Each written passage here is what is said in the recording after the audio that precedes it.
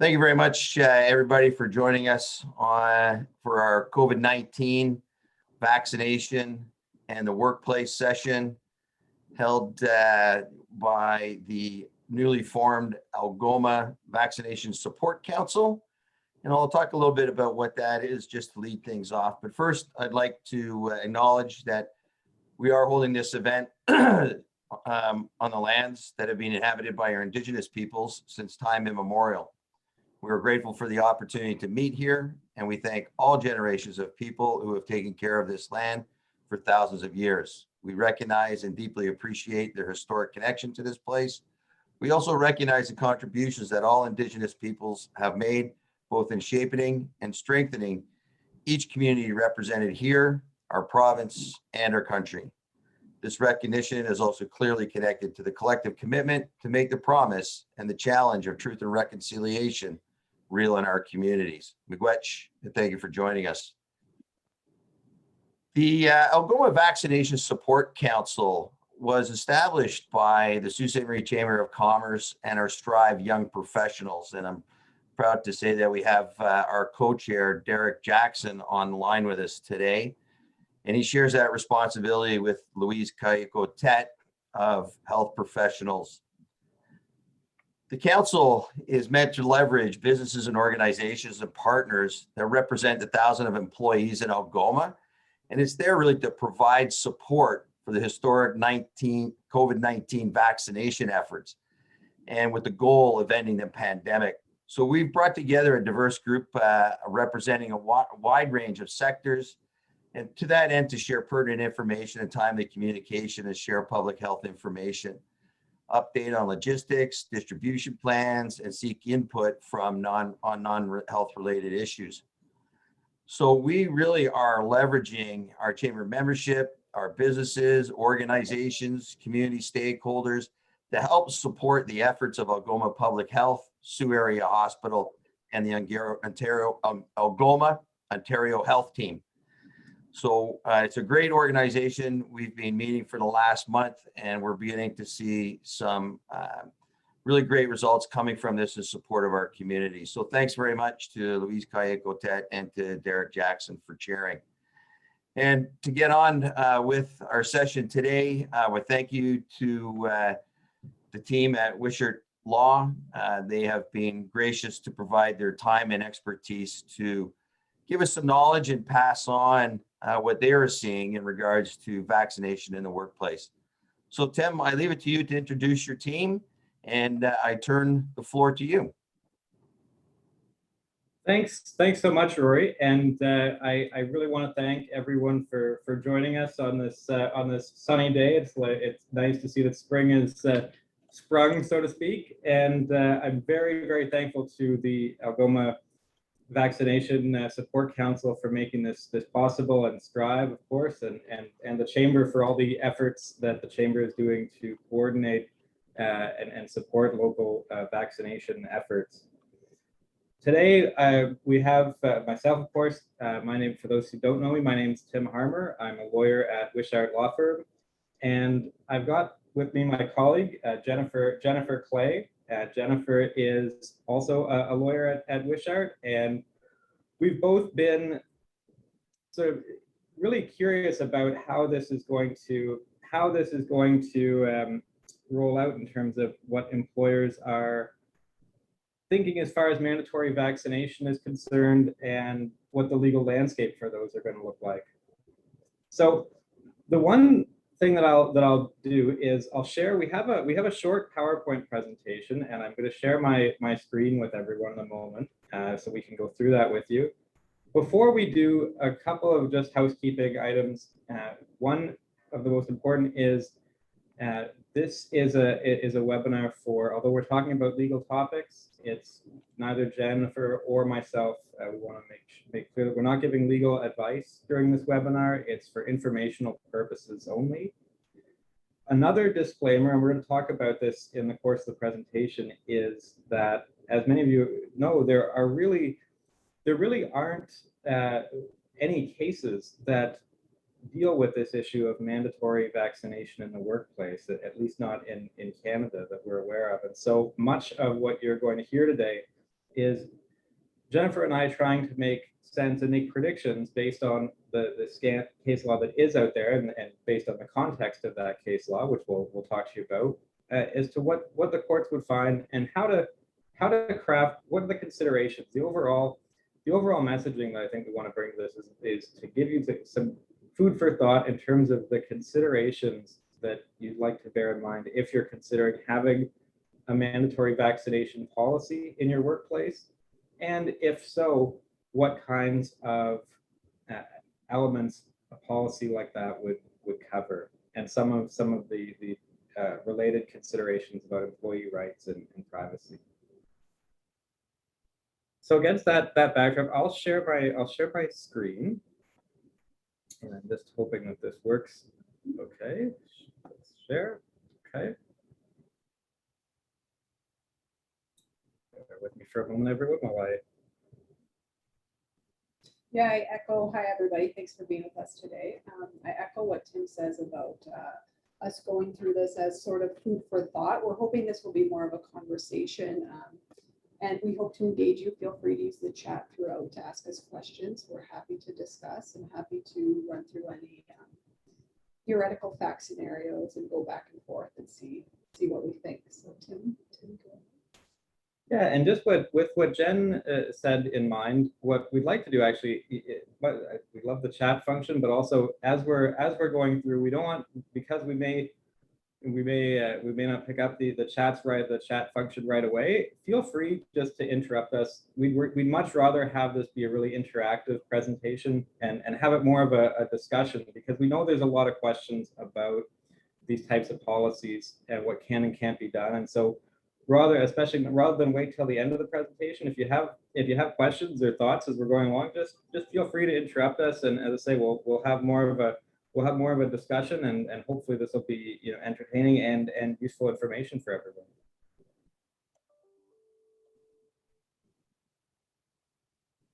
Things we're going to cover in the presentation, just a quick outline. We're going to talk about the place where the place where this all starts is health and safety legislation. So we're going to talk about the Occupational Health and Safety Act briefly.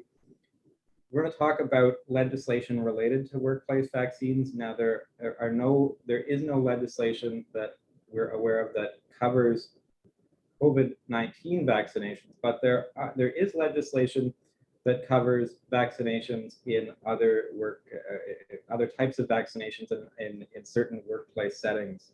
So we'll talk about that. We'll talk about the case law that is out there, and that is all in unionized workplaces. And so it's all arbitration decisions, and the case law that's out there from the arbitrators all deals with the interpretation and application of collective agreement language. And so it's all to do with influenza and not COVID-19. And so we'll talk about that.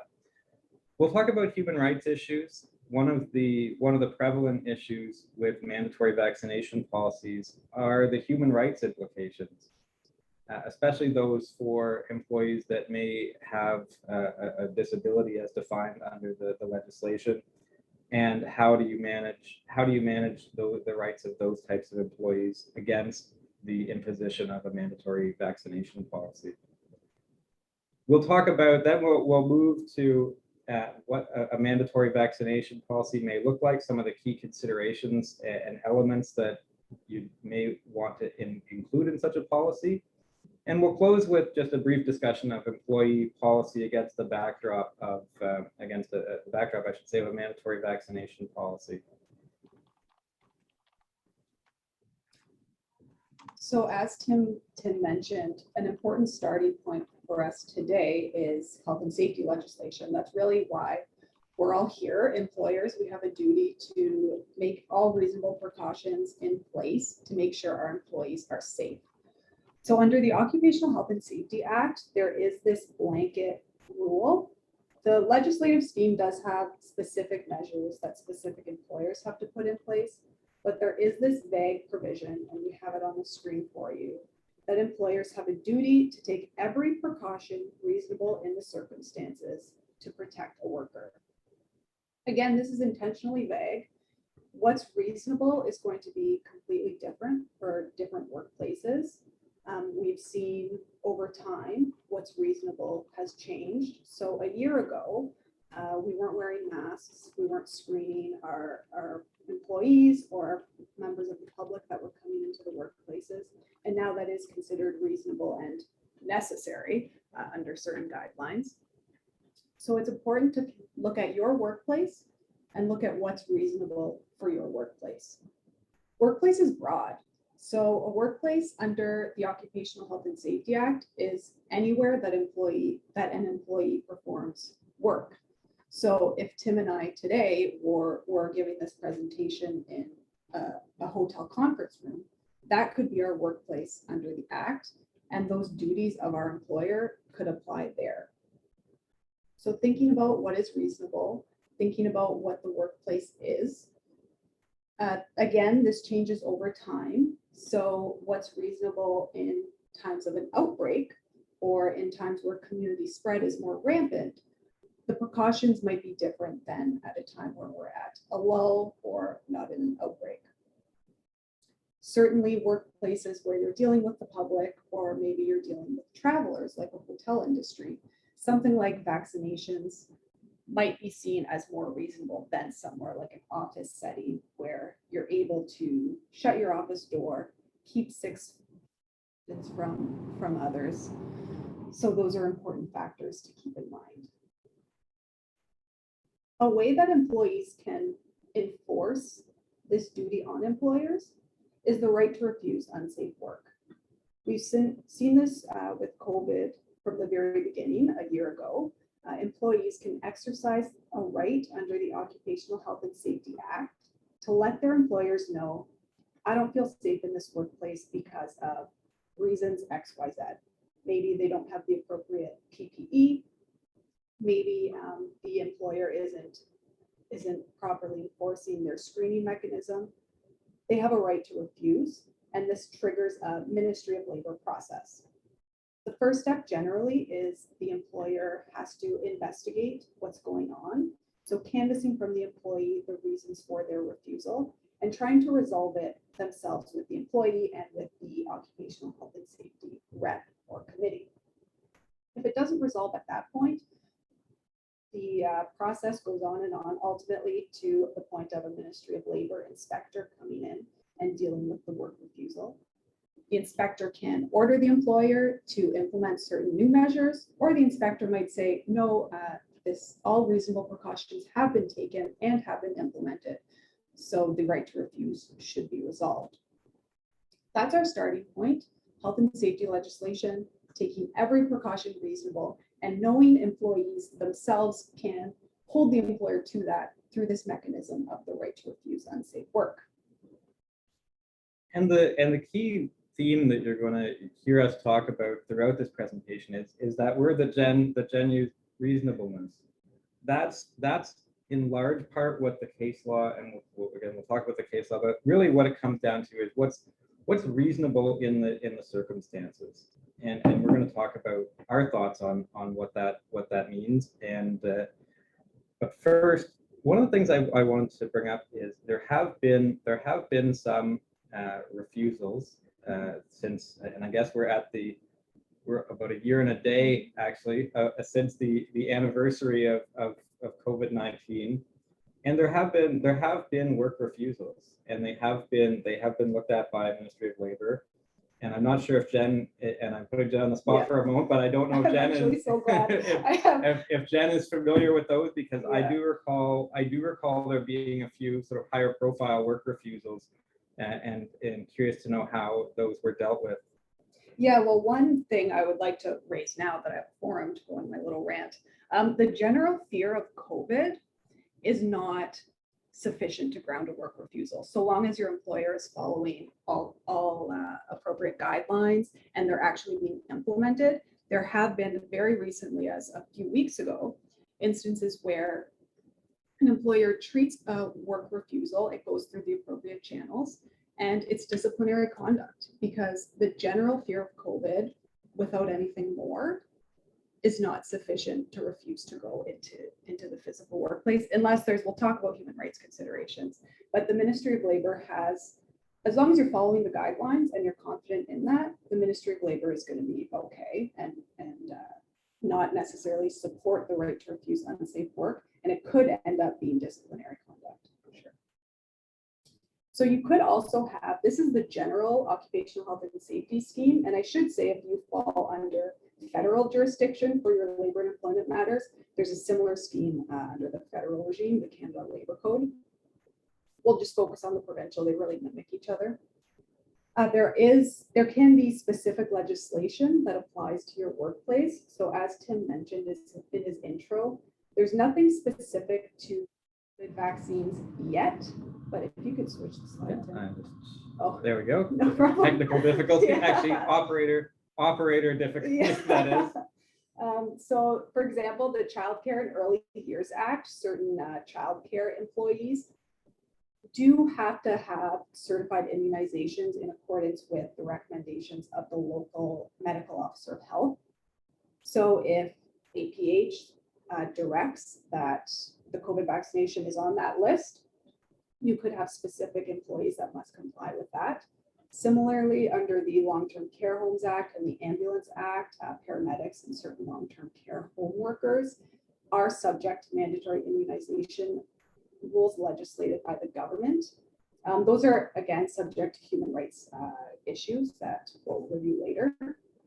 But if COVID vaccinations are added to that list, there could be some mandatory legislation in place that applies to you. One thing I thought of when I was reviewing these slides is the provincial government now has stated pretty unequivocally that they're not going to mandate vaccines, but at the same time, indirectly, they're saying, we might have these vaccination passports where you have to, in order to get into somewhere like a cinema or a concert venue, you have to prove that you've been vaccinated. Well, if your place of employment is a cinema or concert venue or somewhere where you have to show this proof of vaccination, you could have legislated mandatory vaccination that applies to your workplace, depending on how that all rolls out. My understanding is, and I have not yet gotten my vaccination, but my understanding is you do get a vaccination certificate if I'm not mistaken when you are immunized. And so as Jen said, that could be something that employers, and we'll talk about the privacy implications of requiring disclosure or vaccination verification as we go through. Maybe I'll switch to the next slide, but this slide was just to give everyone an overview of the type of legislation that's out there. And one of the other things that we didn't mention, I suppose, in this slide is immunization at schools. There are for children, there's, I believe it's the Immunization of Pupils Act. It's an Ontario piece of legislation that requires young people to be vaccinated in order to enter schools. And there is some teeth to that legislation. If memory serves, there can be $1,000 fine if the child is not vaccinated.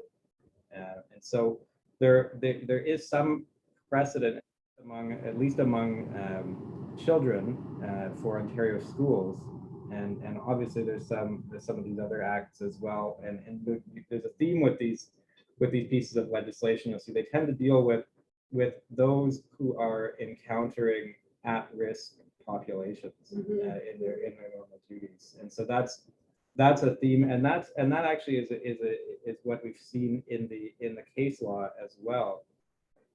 The case law, as we mentioned, it is in unionized workplaces. So these are arbitration decisions. One of the principal things to bear in mind about arbitration decisions is they don't set precedent, so they're not binding on other labor arbitrators, and they're also not binding on the courts. Although the courts can take judicial notice of them, they're not binding in any way, and they again deal very specifically with the language of the respective collective agreement at issue. What they've generally focused on they focused on their vaccinator mask policies, the introduction of these type of policies into workplaces in the healthcare sector. And they've been grieved. They were primarily designed to lessen the spread of influenza. And so I believe there were about 165 hospitals at one time that had implemented these types of policies.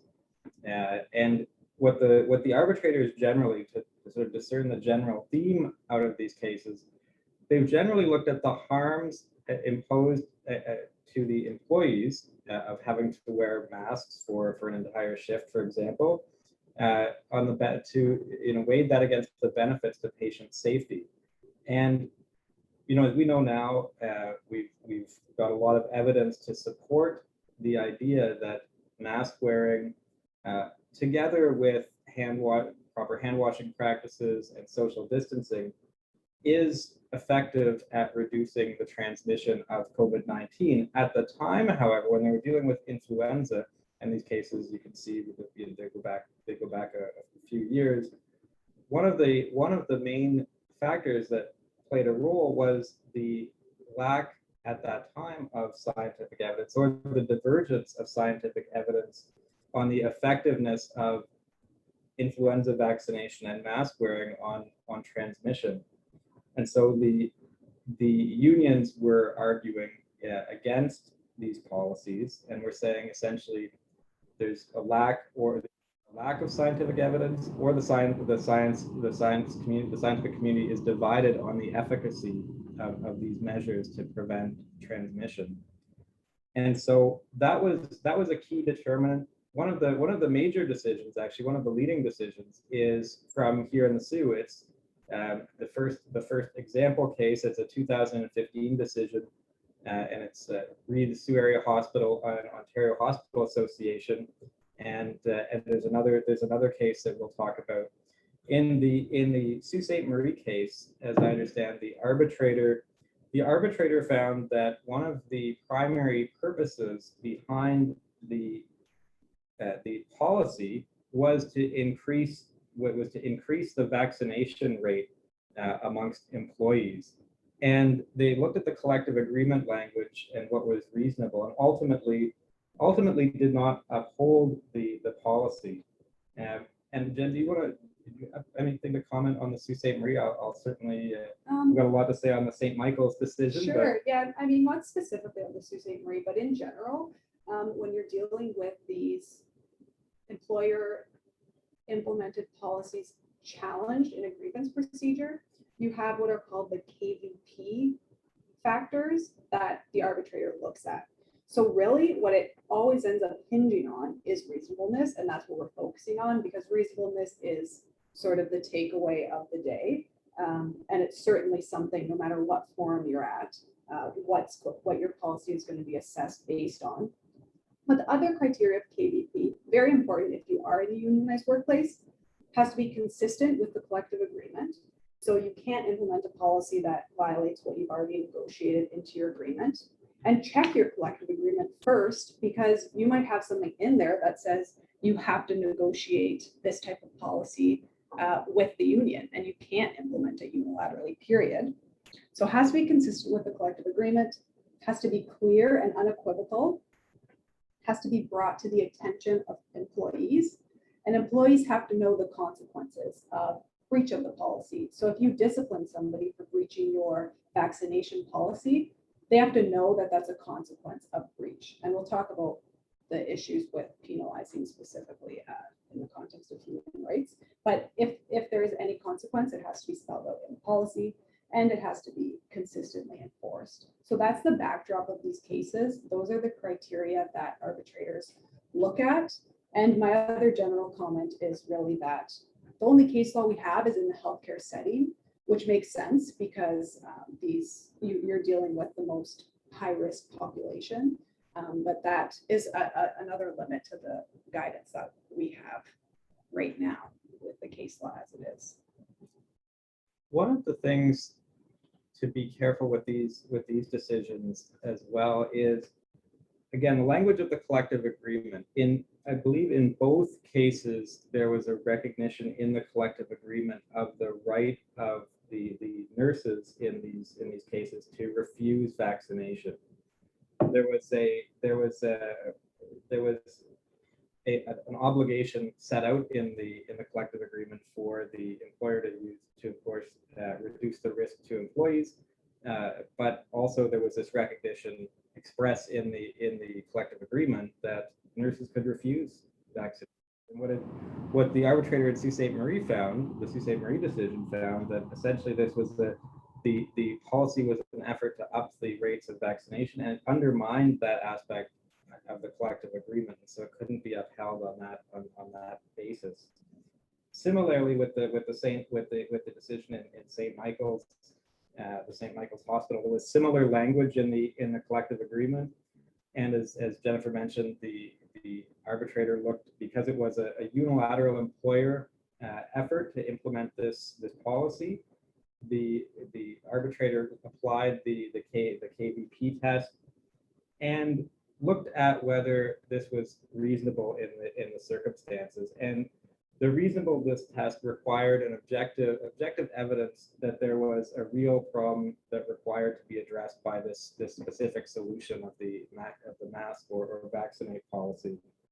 And so there was again, it turned on this concept that there was not sufficient evidence in the mind of the arbitrator that the masks involved would reduce the transmission of the virus. And so the evidence essentially was insufficient to find that, and that balancing that we talked about, because the arbitrator found there was insufficient evidence of transmission and that the mask or vaccination was a hardship to employees. Ultimately, the balancing act favored the employees, and the arbitrator ultimately found that the policy was unreasonable. Again, though, the key takeaway is this was based on the language of the collective agreement. It was based on the scientific evidence at the time, and related specifically to influenza. And so we have a lot more evidence now about the efficacy of mask wearing, hygiene, and social distancing around the transmission rates of COVID-19, as well as around the efficacy of the COVID-19 vaccinations. I know there's several variants by different companies that some require one shot, some require two, but we'll talk about that a little bit as well. But the situation is very different with COVID-19, and we wanted to stress that. And so while these cases are illustrative, they need to be taken with an appropriate grain of salt. One of the issues that came up, and this is a bit of an aside for everyone, is there was the employer's argument about the lack of scientific evidence was essentially to respect the precautionary principle, and that being, even though the scientific evidence wasn't settled, essentially we should err on the side of caution and permit this policy to be upheld, because this is, in the absence of evidence, this made reasonable sense as a protective measure. The arbitrators did not seem to implement that idea, but it is primarily it's an environmental law concept, really, the precautionary principle, and it has gotten some traction in the courts recently. There are cases. There's a major case out of Quebec where there was a toxic pesticide that there was a ban on, and there was a lack of scientific evidence about the toxicity of the pesticide, but the court ultimately upheld the ban on the pesticide based on this precautionary principle. So it has gotten some traction in the courts, and I just wanted to bring that up for everyone. And I think it's also a more persuasive factor, I guess, when COVID was first starting, there wasn't time to get evidence. So that could have informed analyzing any policy at that time. I guess now we do have more evidence, but this Crescent Care case we have on the slide is a 2020 COVID-19 specific arbitration decision. So a retirement home implemented mandatory COVID-19 testing. And it was subject to the same type of scrutiny that we went through KVP and reasonableness. And the arbitrator did uphold the policy. The arbitrator outweighed the intrusiveness of getting a swab stuck up your nose. It is quite intrusive for anybody that's had one. And that was counterbalanced by preventing the spread of COVID-19. Again, a retirement home. We know this is our most vulnerable community. So in that context, the mandatory COVID-19 testing policy was reasonable. So we are seeing, at least with COVID-19 specific, a tendency in one case to see it as reasonable when you're dealing with vulnerable populations. It is a balancing act, balancing privacy interests of your employees with vulnerability. Yeah, and on the evidentiary front, and I won't bore everyone with statistics, but I was looking this morning just to see, and I have a better understanding of the vaccine now than I did a week ago, which is great. I understand that it doesn't actually provide a live version of the virus, but I do understand that it reduces the viral load that a vaccinated person carries, and the viral load really is what affects transmission, especially airborne transmission. And just a few quick statistics for everyone, and I'm just looking at a sheet I printed out this morning. There's one study that shows that the vaccine after a single shot reduces a person's odds of infection with COVID-19 by up to 90%. Another estimated that there's potential for transmission is after one dose of the vaccine reduces the potential for transmission by at least 61%, possibly more. And some recent data on the Pfizer vaccine backs up that data. It suggests that after 2 shots, the vaccine is 85 to 90% effective at preventing infection with COVID-19. There's some additional information in this study, in this document, about viral load. And viral load, as I mentioned, determines the amount, how much virus you're coughing or breathing into the air, and that's one of the major transmission factors for COVID-19. And it says that the viral load after getting the Pfizer vaccine, at least, is cut dramatically. It's reduced 4-fold for infections occurring 12 to 28 days after the first dose of the vaccine. And the idea there is that you can significantly reduce the transmission of COVID-19 through these various vaccinations that different companies are putting onto the market. It's a different scenario nowadays than we were maybe dealing with in some of these cases in terms of the evidence at issue. Something we don't have on the slides that I did just want to mention before delving into human rights issues, for non-unionized workplaces or unionized workplaces with management level employees. A policy, you want to keep in mind constructive dismissal.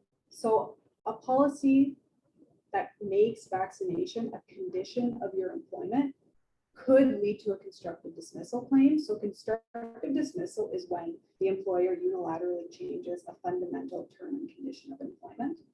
So if you have a new policy that says it's a condition of your continued employment to prove that you're vaccinated, or it's a condition of your return to the physical workplace to have a vaccine, otherwise you will be remote work indefinitely, that could amount to a constructive dismissal. So keeping that in mind when you're deciding to implement a policy, how to strategically do so you're not having that result, whether it's facilitating the employee accepting the change, because then there is no unilateral imposition of a new term. It's been condoned, it's been accepted. Or you're giving the employee working notice. So you're essentially giving them their entitlements to a termination, saying this policy will come into effect at X date. Here's your notice that this is a new term and condition of your employment. That's just an issue to certainly keep in mind for non-unionized workplaces. And that's a really good point. And as much as we talk about the language of the collective agreement as well and have that factors in, it's also important to, in a non-unionized setting, to have a look at the contract, your employees' contracts, and the language that's there, and the language that you'll be using going forward, as that could impact the justifiability or court's upholding of a policy in a specific circumstance. We know for sure constructive dismissal during COVID has been an issue with temporary layoffs, so it's similarly an issue with vaccination efforts, for sure. Definitely.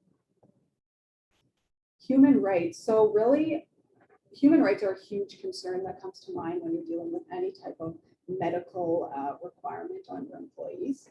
So employers have a duty to accommodate their employees. They have to accommodate any concern that an employee cannot comply with a workplace rule or an expectation because of a protected ground under human rights legislation.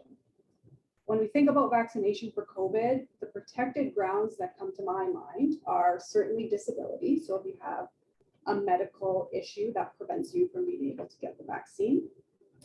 Religion, we have religion on the slide, but religion really falls under the protected ground of creed, and creed is broader than religion. So when we say religion, we think of a traditional religion that we all, more of a formal thing. But the Human Rights Commission does take the position that creed is broad, and it can include things like a way of life that's central to a person's identity, or certain opinions and sincerely held beliefs that are central to someone's core belief system. So that's something that can certainly prevent somebody from being willing to comply with a mandatory vaccination or any vaccination policy. Sex in that pregnancy would fall under sex as a protected ground. So if you are a pregnant woman and you aren't able to get the vaccine for that reason, that triggers human rights issues. The employee has the obligation to let you know that there's a protected ground at play that prevents them from being able to comply with the workplace rule. That's general.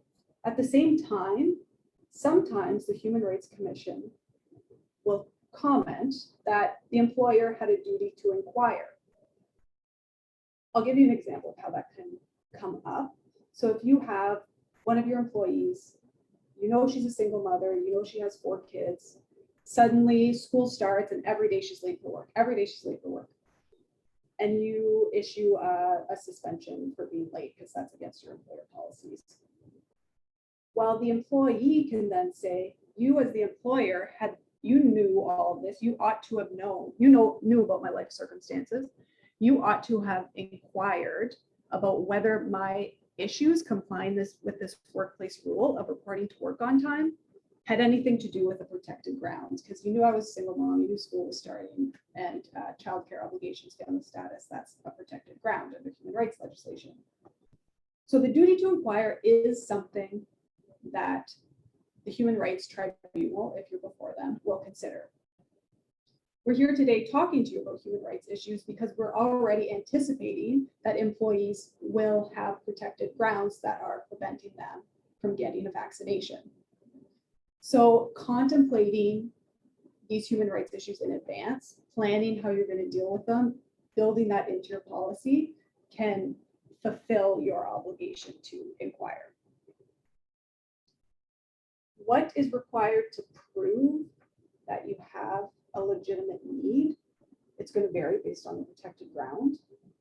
Disability, we see it all the time in workplaces. It's usually some type of medical, usually a functional abilities form. The medical documentation that's often required is pretty detailed because the employer has to know not your diagnosis, certainly no right to knowing your diagnosis, but the restrictions that you have. So if I have a back problem, the employer needs to know what that means. Does that mean I can't sit for 2 hours? Does that mean I can't lift over 20 pounds? What does the employer have to do specifically to fulfill their obligations towards me, to accommodate me, and to make sure I am safe at work?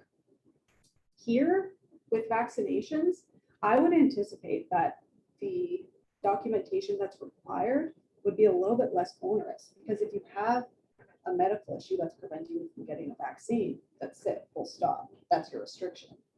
So I think that would be a little bit less onerous of a hurdle for employees to have to get over. Religion, it's really difficult. I mean, we see it in the case law, but the case law, when you're at the point of a hearing, there's so much evidence. You have documentary evidence, you have testimony given. So that's the type of evidence that we have to guide us. But day to day, what is the threshold? It's going to vary based on the individual circumstances, how you establish that you have a sincerely held belief that's preventing you from getting the vaccine. So employee has the onus to bring the protected ground forward and let you know, subject to your duty to inquire. And then if there is a protected ground that's preventing the employee from complying with your vaccination policy, you have the obligation to accommodate their needs. What an accommodation looks like, I guess in this case, in the case of mandatory vaccinations, they can't get the vaccine. So can you implement other measures in your workplace? Is it a position where you can relocate them so they're able to stay away from maybe members of the public, they're able to stay 6 feet away, put on a mask, and that's sufficient? If it's a situation where you might have to move them around and into a different position, the duty to accommodate, if you're in a unionized workplace, has to involve the union. So you can't be granting an accommodation necessarily without the union's consent, particularly if it's contrary to the collective agreement. Or oftentimes it's a lot more difficult to move employees around if you're subject to a collective agreement. There's always a threshold. So the duty to accommodate, the right is not absolute. If you can establish that you've accommodated this employee up to the point of undue hardship, then the employment relationship could ultimately be frustrated by that. So if somebody absolutely has to get a vaccine and there's no other accommodation that you can offer, that's when you get to the point of undue hardship. It's difficult to predict how that could play out. The only scenario I could imagine is if you're frontline staff at a retirement home where you could absolutely require a vaccine. But even then, if you have evidence about masks and other preventative measures and all the patients or residents having vaccination, it's always an individualized assessment. And the procedure is just as important as the substance. So the duty to accommodate has a procedural element and a substantive element. The substantive element is the accommodation you offer. So it's that alternate position. It's that, relocating the workplace, if that is reasonable. And it's the process. So was it a fair process? Did you really canvass every single possibility? Did you involve the union? Did you document your discussions? Was it an open conversation with the employee that recognizes their individualized needs? If you don't meet the duty to accommodate and you are subject to a human rights complaint by that employee, the Human Rights Tribunal has a wide variety of remedies available to it. If you did purport to meet the threshold of undue hardship and the employment relationship was at an end, if the Human Rights Tribunal doesn't agree with your assessment, they can reinstate the employee. They have the ability to do that. There can be monetary compensation for some type of damages, whether it's because of lost wages or because of damage to dignity or hurt feelings is the term the tribunal uses. Or you can do some type of public interest remedy like striking the policy or implementing training for all staff. So the human rights issues, very big. They apply to all of your employees. Duty to accommodate, the same process. I'm sure everybody has dealt with the duty to accommodate at one time or another. It's really the same process that would apply just in the context of vaccinations.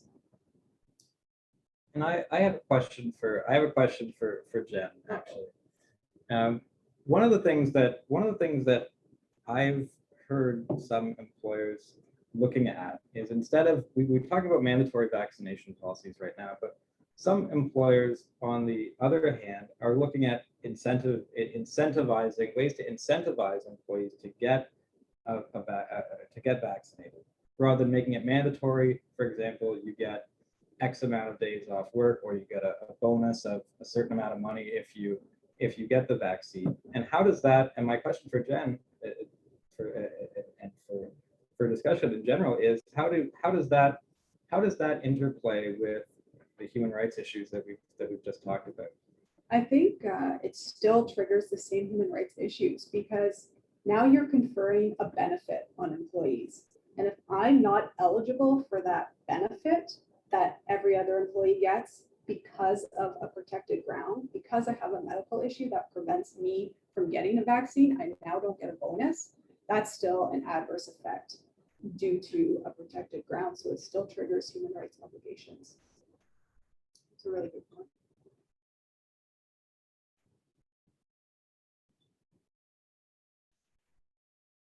And in this part of the presentation, we understand that that there, after all we've talked about, I guess the takeaway is there's pros and cons to implementing a mandatory vaccination policy.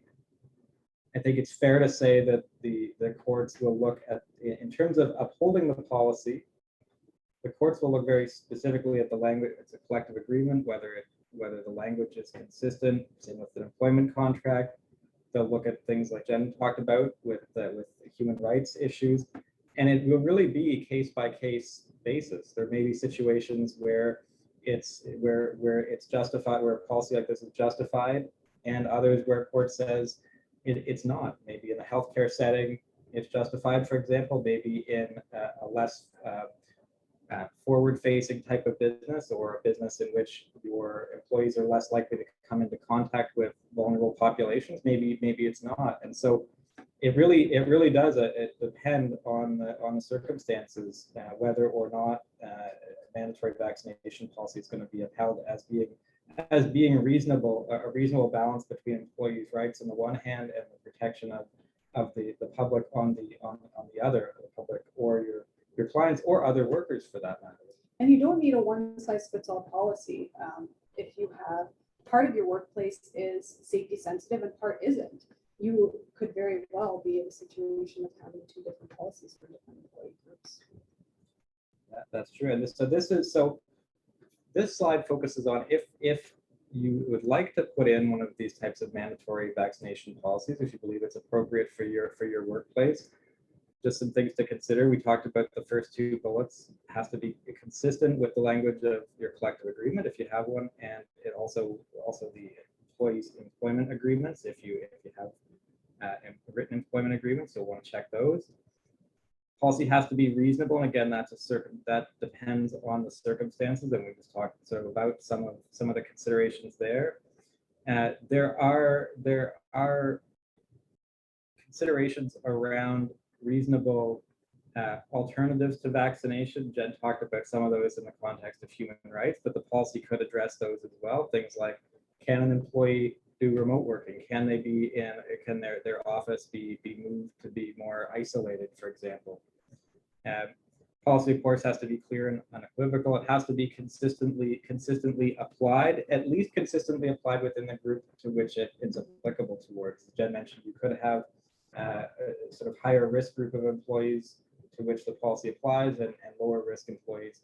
Yeah, I guess not if they're in the same bargaining, they would have the same, but presumably they would face the same risks. Yes, yeah.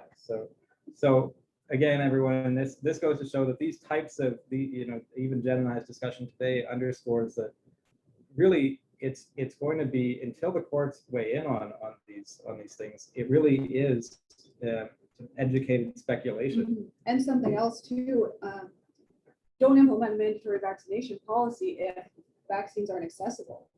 So if your employees can't actually get a vaccine, like we can't, it's definitely not reasonable. So timing is important. Yeah, that's true. Timing, location, of course.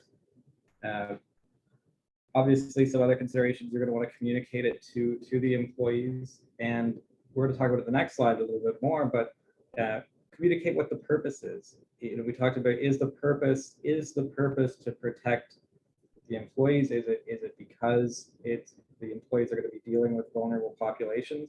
That communication can help encourage buy-in and make the employees understand why it's necessary to implement a policy like this.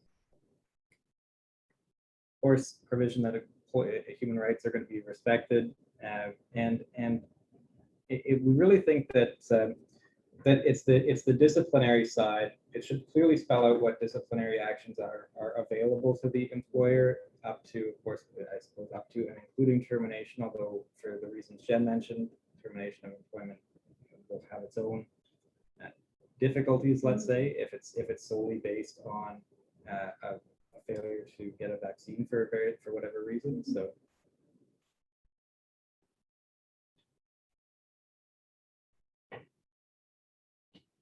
and our next slide is just about, we talk about balancing employee privacy rights. We talked about vaccination verification. Can you ask employees to verify what information? Another key consideration that's come up is, what information can you share amongst your other employees?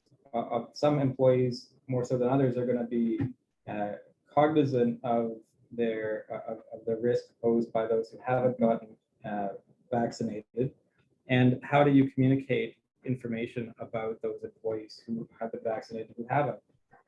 One approach that's been endorsed, at least by the Saskatchewan Information and Privacy Commissioner, is to share some depersonalized statistical information about vaccination rates within your company. That's an approach that's endorsed. Sharing specific information about a specific person or a specific reason why they have not gotten vaccine is certainly frowned upon unless there's compelling reason to do that. And two, thinking about how your policy exposes, maybe inadvertently, employees' personal circumstances. So if there's a mandatory vaccination policy and I'm walking around the workplace and I'm the only one wearing a mask, which I'm sure will be the case in the next few years, but now everybody knows maybe I am of a certain religion or I have a medical disability that prevents me from getting a vaccine. So you could be inadvertently sharing information as well.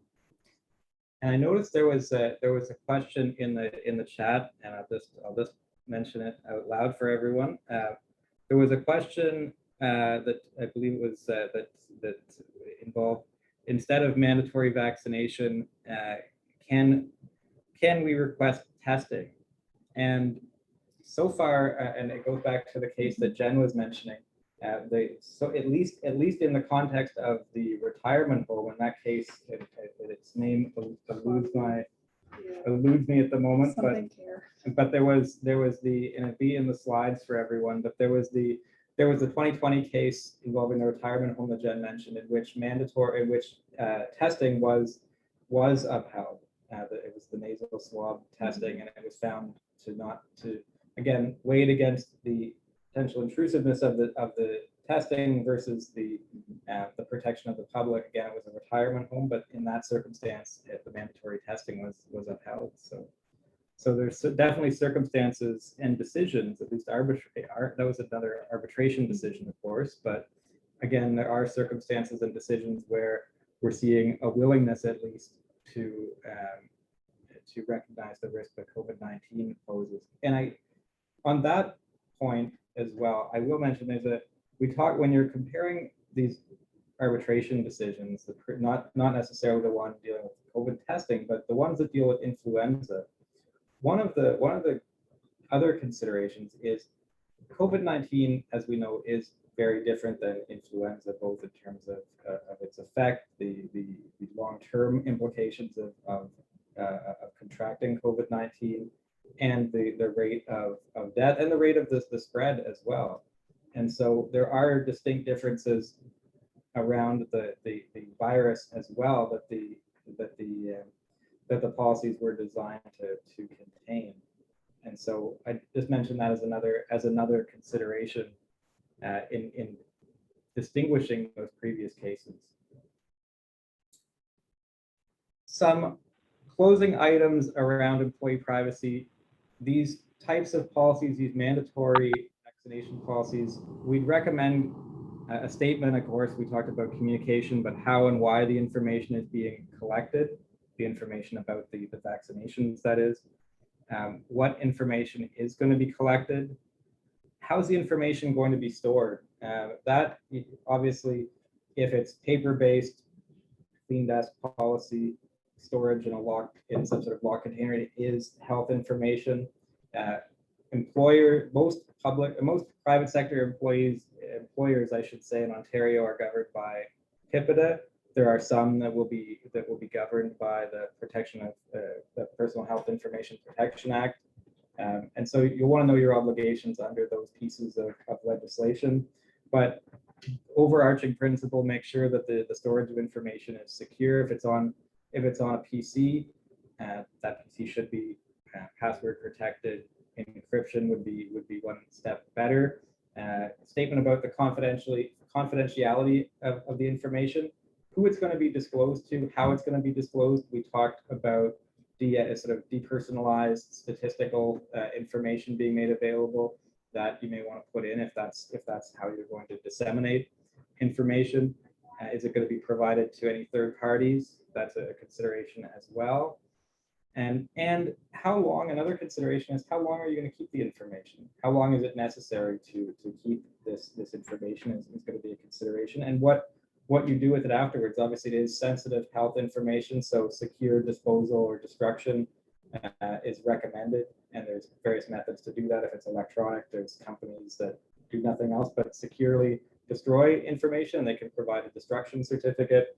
There's also companies that can properly dispose of paper-based information.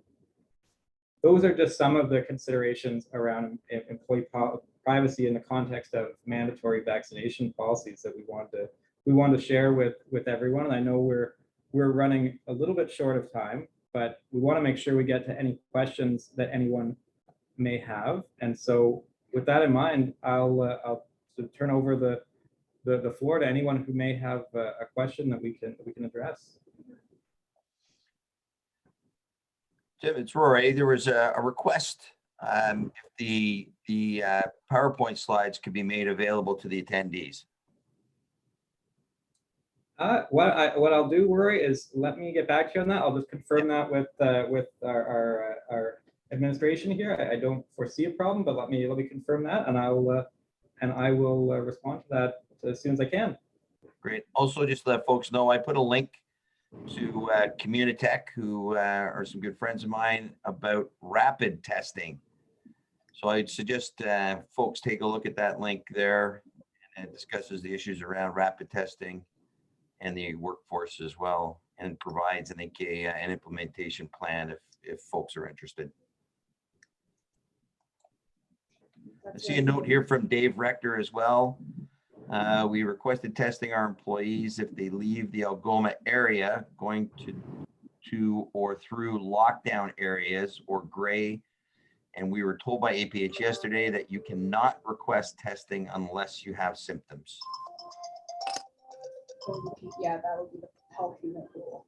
Yeah, and so one of the things, of course, is you want to make sure that any policy that you have, any action that you take, really the health unit, the hospitals, they're the experts on the transmission side of things. They're the experts that we should make sure we defer to them and follow any guidance from the health units when it comes to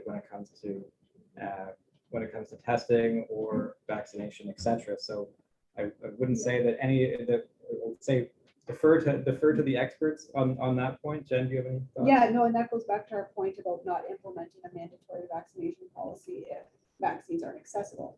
Don't implement a mandatory testing policy if, APH is saying you're not going to be able to get a test. So make sure it's something your employees can comply with, and certainly dealing with the public health unit directly to make sure that your policy is on board with what their resources are is an excellent point.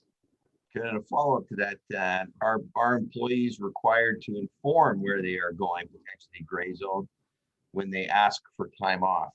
Well, I think it goes back to your screening questions too. I know your screening questions can include if you've left Algoma.